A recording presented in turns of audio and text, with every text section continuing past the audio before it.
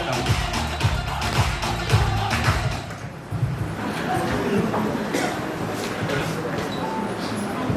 जय महाराष्ट्र। नमस्कार साथियों, मैं अपना परिचय जितेंद्र धिवर लिखता हूँ।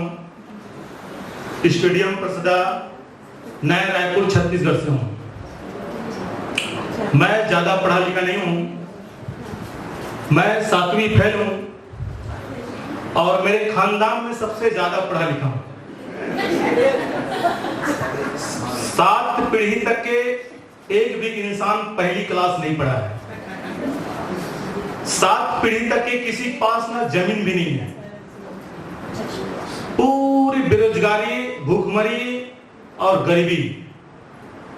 आप लोग तो कमर दर्द, घुटने में दर्द, अकड़न जकड़न, कोई भी दर्द में चल रहे हो। मेरे सबसे बड़ा दर्द है ना तो गरीबी का है, क्योंकि 7 पीढ़ी तक के ये दर्द को अगर मिटाने के लिए अगर कोई रास्ता है तो सिर्फ वाईटेम है।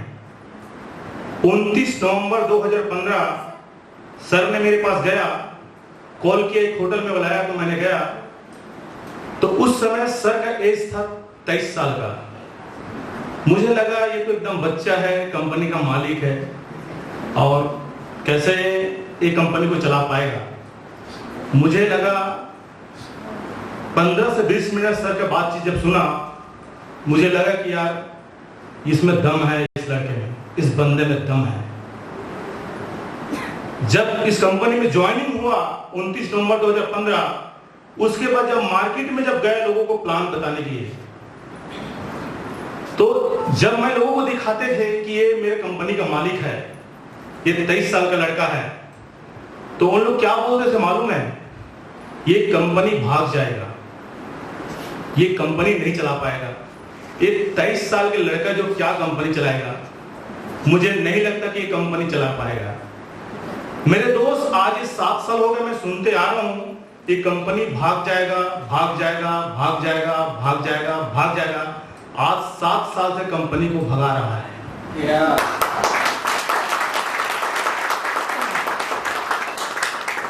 मैं लाइफ में नहीं सोचा था, मेरे घर खदर के था, स्थिति बहुत खराब था, साइकिल भी नहीं था, चौड़ी छाप व्यक्ति था, कुली कबाड़ी खेती किसानी काम करते थे।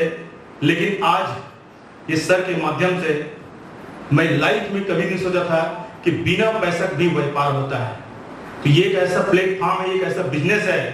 सर ने बोला, जितेंद्र धिवर ये दुनिया का पहला स्कूल है, जितना ज्यादा नकल मारोगे उतना ही ज्यादा पास हो जाओगे, बाकी स्कूल में जितना ज्यादा नकल मारोगे तो फेल हो जाओ। मैं जैसे जैसे बोल रहा हूं वैसे वैसे इस बिजनेस में कर लेना।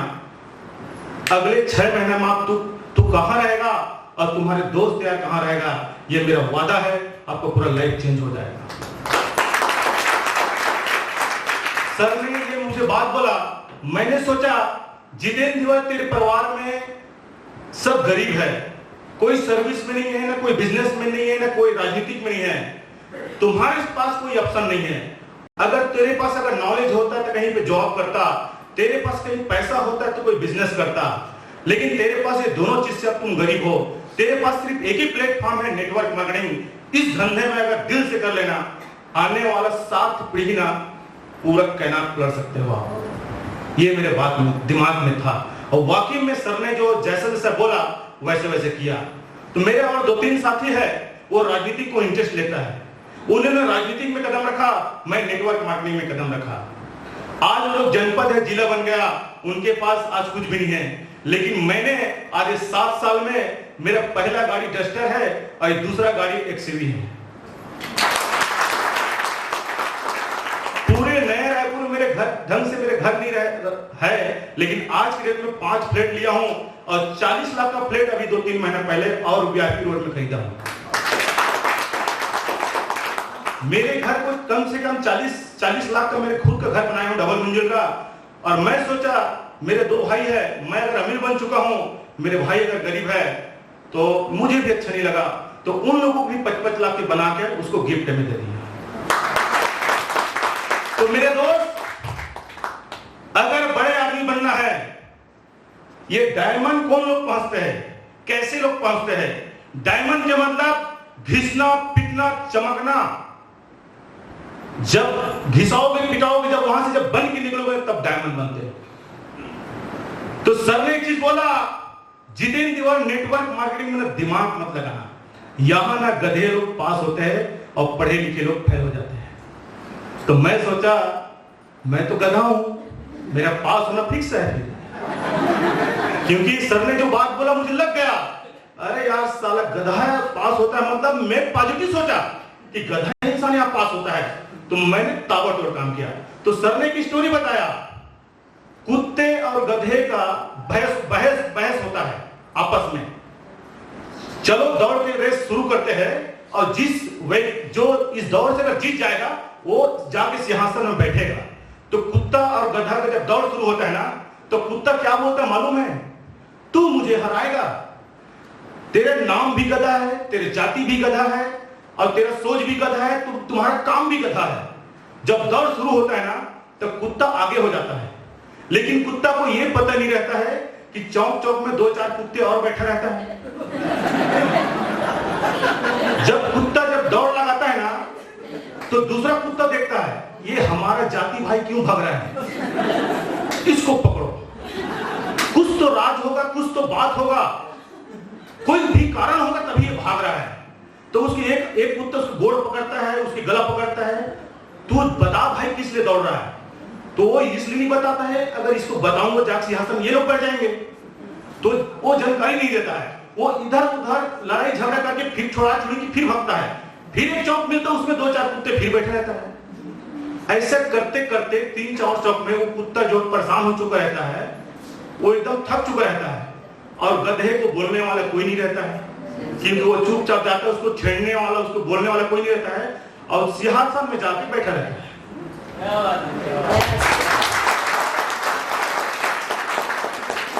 7 साल से तक कि मुझे बोलने वाला कोई नहीं था, सबसे बड़ा गधा आपके सामने। जितना भी मेरे साथी पढ़ा लिखा है सब बेरोजगार है, कोई 10,000 कमा रहा है, कोई 20,000 कमा रहा है, कोई 30,000 कमा रहा है। एक साथी अगर 50,000 कमा रहा है तो मेरे गाड़ी किस्ती पड़ता है, एक आदमी अगर 20,000 कमा रहा है तो मेरे फ्लैट की किस्ती पड़ता है, एक कलेक्टर का 1 लाख रुपए कमा रहा है तो मेरे टीडीएस करता है। ये बिजनेस में ताकत है। क्या बात? तो मैं लाइफ में कभी नहीं सोचा था, ये 7 साल में जितेंद्र तिवारी 2,000 कमाने का औकात नहीं था, तो 2 करोड़ रुपए कमा लिया। मेरा हर महीना 10 लाख, 8 लाख, 12 लाख बनता। मैं लाइफ में कभी नहीं सोचा था कि ऐसे कोई धंधा है सालाना जिसमें पैसा लगाया ना दुकान लगाया, उसके बाद भी 10 लाख 15 लाख रुपए आता है। पूरे आसपास के क्षेत्र ऐसे हिल गया है कि ये बंदा इसे क्या कर रहा है जो इतना पैसा कमा रहा है।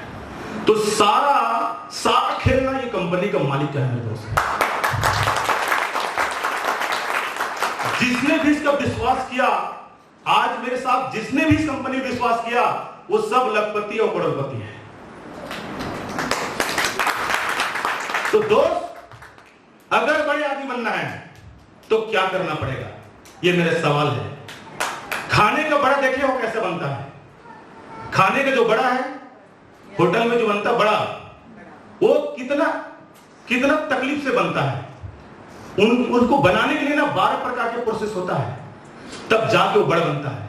पहले वो दाल रहता है, उसके बाद उसको दराई करते हैं, उसके बाद उसको भुनाई करते हैं, उसके बाद उसको रात भर पानी में डुबाते हैं, उसके बाद उसको घिसाई करते हैं, उसके बाद उसको धुलाई करते हैं, उसके बाद उसको पिसाई करते हैं, उसके बाद उसको फेंकाई करते हैं, फिर हल्दी मिर्च नमक डालते हैं, उसके बाद उसको लूंदी बनाते हैं, उसके बाद चपक के देखते हैं, उसके बाद गरम तेल में जब डालते हैं ना, जब बन के निकलता है ना, तब जाके वो बड़ा बनता है।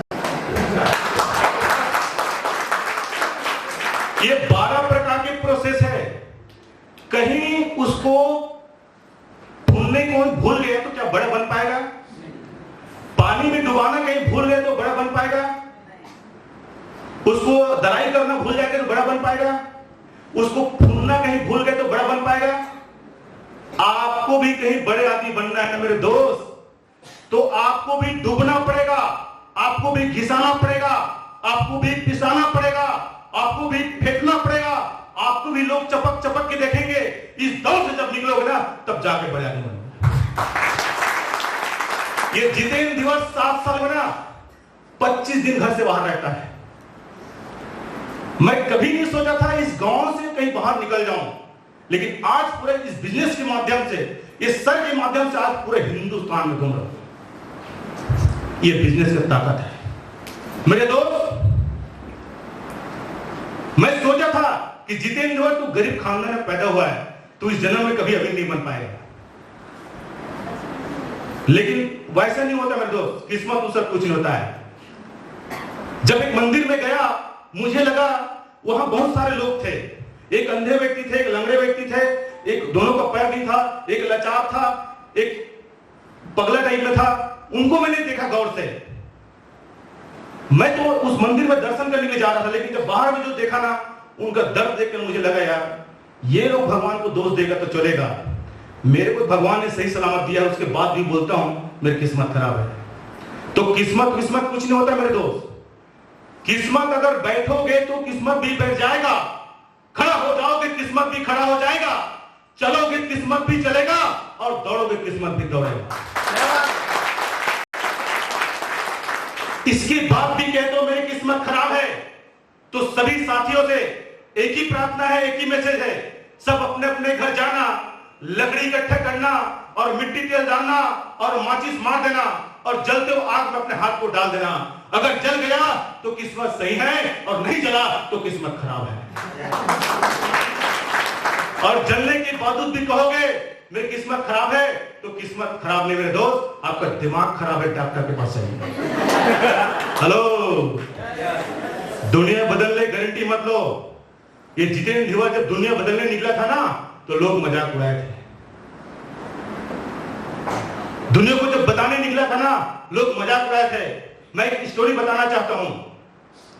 एक जंगल में आग लग गया, पंछी ने देखा इस आग को बुझाऊंगा मैं, कोशिश किया, एक चोंच मारा, नदी के पानी पकड़ के एक चोंच मारा जंगल में। बंदर बैठे थे, उसको बर्दाश्त नहीं हुआ। अरे पंछी, बहुत से इंसान देखा, लेकिन तेरे जैसे इंसान नहीं देखा। इतना बड़ा भयंकर जो आग जल रहा है, एक चोंच पानी से तू आग को बुझा सकता है? पंछी कुछ नहीं बोला। फिर दूसरा चोंच मारा, फिर आग में डाला, बंदर को बर्दाश्त नहीं हुआ। अरे बहुत से पागल देखा, लेकिन तेरे जैसे पागल नहीं देखा, ये 2 चोंच पानी में कभी आग बुझ सकता है। पंछी ने फिर तीसरा चोंच मारा, फिर आग में डाला, बंदर को बर्दाश्त नहीं हुआ। अरे पंछी रुक, अरे दुनिया में बहुत से पागल देखा, लेकिन तेरे जैसे पागल नहीं देखा, ये 3 चोंच पानी में कभी आग बुझ सकता है? तो पंछी का जवाब था, ये आग बुझे ना बुझे, मैंने कोशिश तो किया। उस दिन से एक लाइन बोला, मजाक मजाक करते रह जाओगे। पंछी ने एक लाइन बोला, मजाक मजाक करते रह जाओगे, मजाक बनकर रह जाओगे। ये दुनिया का मजाक उड़ाने से पहले ये दुनिया का इस्तेमाल करना सीख लो, वरना दुनिया आपको इस्तेमाल कर देगी, वरना दुनिया आपको। मेरे दोस्त, मेरी गरीबी में आग लग गया था, मैंने बुझाने की कोशिश किया। सर ने बोला, जितेंद्र दिवर, अगर तेरी गरीबी में अगर आग लगा है ना, तो वाताहरी बेच के, ये दुनिया को वाताहरी खिला के, दुनिया के हर दर्द को मिटा के तू अमीर बन सकता है, तू गरीबी को बुझा सकता है, और तो इंसान के इतिहास के पढ़ने में अपना नाम दर्ज कर सकता है, पूरा साथ में को तैनात कर सकता है। मेरे दोस्त, मेरे साथ एक जिंदगी बदल गया। इसलिए कहता हूं मेरे दोस्त, यूं ही गुजर गया कई सौ जमाने, चुनौती खड़ी अपनी न ताने। अरे चुनौतियों दर दर तक कब तक जियोगे, सहारे की प्रतीक्षा कब तक करोगे? ये मांगो मत किसी से, जो है ये मानव जीवन, उसको संभालो। आज अपनी भीतर के देव को जगा लो, अटकते हुलस को भजन सावलों में, अपने हुलस को लगाते हुलस के चरों में। अरे माता, तुम कहते हो धरती को समुद्र होने का दामन भरते हो, इस माता को कुछ करके दिखला दो। अरे भारतवासी कहलाते हो, भारत में रहकर नंबर 1 बन के दिखला दो, नंबर 1 बन के। घर जीना है दोस्त इस दुनिया में, घर जीना है दुनिया में, तो लहरों को मोड़ दे। अगर ये नहीं कर सकता दोस्त, जीना छोड़ दे। अगर जिंदगी है जिंदा, तो दुनिया से इस बिजनेस के बारे में बोल दे। अगर ये नहीं कर सकता दोस्त, जीना छोड़ दे। अरे राहों के पत्थरों को हिंसा बनाता चल, खुद अपने दिलों को सहिंसा बनाता चल। अरे पैसा वैसा के पीछे मत भाग, ऐसा वैसा को ना पीछे भगाता चल।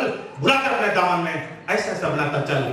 खुशियों को अपने दामन में सजा सजा के रख, गम और मुश्किलों को चटनी बना के तक।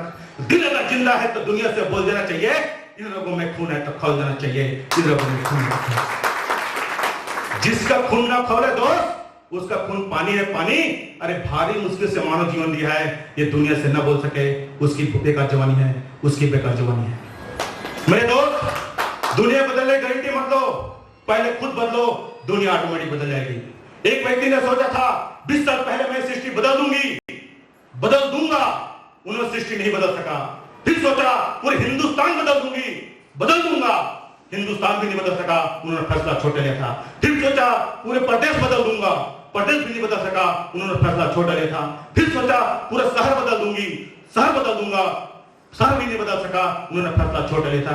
फिर सोचा पूरा समाज बदल दूंगा, समाज भी नहीं बदल सका, उन्होंने फैसला छोटा लिया था। फिर सोचा पूरे परिवार बदल दूंगा, परिवार भी नहीं बदल सका, उन्होंने फैसला छोड़ा लिया। इंसान का उम्र 90 साल की उम्र में इंसान की मृत्यु हो गया। मेरे दोस्त, वो इंसान ने एक गलती कर दिया, कहीं अपने आप को कहीं बदल लेता तो घर भी बदल जाता, वो समाज भी बदल जाता, वो क्षेत्र ही बदल जाता, वो प्रदेश ही बदल जाता, वो हिंदुस्तान ही बदल जाता, वो सृष्टि ही बदल जाता, लेकिन खुद को नहीं बदल पाया, वो दुनिया बदलने निकला था। इसलिए कहता हूं, दुनिया बदलने की गारंटी मत दो, पहले खुद बदलो। बदलते हैं, दुनिया बदलने वाला चाहिए, झुकेगी दुनिया झुकाने वाला चाहिए, समझेगी दुनिया समझाने वाला चाहिए। मेरे दोस्त, ये 7 साल में जितेंद्र धोनी बना, इस कंपनी के मालिक ने पूरा बदल के रख दिया है। जो जमाने के आगे झुकता है ना दोस्त, जमाना सितम पर सितम ढाता है, और जो खुलेआम सच्चाई के सामने बोलता है, जमाना उसके आगे सिर झुकाता है। जमाने के इशारों में चलोगे तो खो जाओगे गर्दिश में, बंदिश तोड़कर निकलोगे पहुंच जाओगे मंजिल में। मकाम बनता है उनका जो झुक जाते हैं हालात के पीछे, जीती बाजी वो भी हार जाता है जो झुक जाते हैं हालात के पीछे। अरे जिसकी जिंदगी कुली कबाड़ी है, उसका जीवन तो खाना है, बस सहारे शासक एक दिन दुनिया छोड़ के जाना है, एक दिन दुनिया छोड़ के जाना है। मेरे दोस्त, आज 12 बजे रात के सोच बिस्तर से उठ के दरवाजे के पास जाना और गौर से अपने बूढ़े माँ बाप के चेहरे देखना। अगर मैं जिंदा हूं तो मेरे बूढ़े माँ बाप चैन से सो रहा है, अगर मैं जिंदा हूं तो मेरे बीवी बच्चा चैन से सो रहा है, अगर मैं जिंदा हूं तो मेरे बच्चा चैन से सो रहा है। हो सकता है साले एक्सीडेंट में मारा गया, कहीं बीमारी में मारा गया, तो क्या मेरे बच्चे चैन से सो पाएगी? क्या मेरे बीवी बच्चे चैन से सो पाएगी? क्या मेरा माँ बाप चैन से सो पाएगी? अगर हाँ जवाब निकलता है ना, तो वर्तमान में जो बिजनेस कर रहे हो उसको करते रहना, और नहीं निकलता तो इस बिजनेस को कर लेना, पूरी जिंदगी टर्निंग पॉइंट बदल है। आज जितेंद्र धोनी 50 लाख बैंक बैलेंस किया है, 5 फ्लैट लिया है, 2 गाड़ी है। अगर इस दुनिया में नहीं रहूंगा तो मेरे बीवी, मेरे बच्चे, मेरे माँ बाप को रोड में जाने की जरूरत नहीं पड़ेगा। ये बिजनेस की ताकत है। तो दोस्तों, बातें बहुत है। कभी कभी मैं सोचता हूं 1947 में महात्मा गांधी जमाने में होता तो उसके साथ में होता। कभी कभी मैं सोचता हूं ये रानी लक्ष्मीबाई के दौर में होता तो उसके साथ में होता। लेकिन अभी अभी मैं सोचता हूं जिस दौर में हूं, जिस मिशन में हूं, आर्थिक आजादी के मिशन में हूं, अच्छे जगह हूं और सही टाइम में हूं। तो बातें बहुत प्रिय साथियों, जय हिंद, जय भारत, जय महाराष्ट्र, जय छत्तीसगढ़। जोरदार ताली होनी चाहिए जितेंद्र सर के लिए, और एक मिसाल है हमारे युवा वर्ग के लिए और उनके लिए भी।